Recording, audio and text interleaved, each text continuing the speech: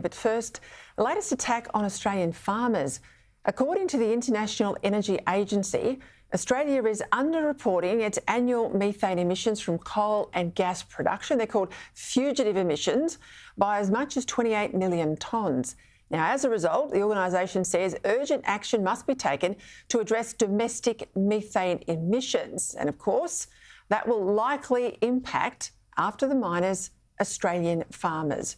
Joining me now to discuss this, the Australian's Environment Editor, Graham Lloyd. Graham, welcome as always. We look to you for common sense and a bit of understanding on some of these pretty complex issues. How would a crackdown on methane emissions impact Australian farmers? Because we know once we get through going after our energy production or generation, farmers and transport, agriculture more broadly, and mining, they're the next sort of industry grouping in the gun, aren't they?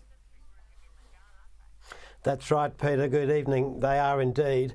And they're the biggest contributors to Australia's methane emissions through cow herds and other things like that, and a lot of focus on reducing the emissions from those areas. And we're seeing in Europe and other places there's already limits being put on herd numbers, and that's the way to reduce those emissions. But this latest report is very significant. If you go back and remember that Joe Biden announced a big global push to reduce methane. It was really an attack on coal and gas. And here we have the International Energy Agency sort of saying, well, Australia's been underreporting because of coal and gas. And the way they've done this, this is an international body. It's flown satellites over Australia.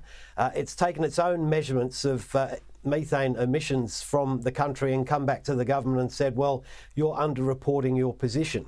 So this is quite an extraordinary sort of global policing.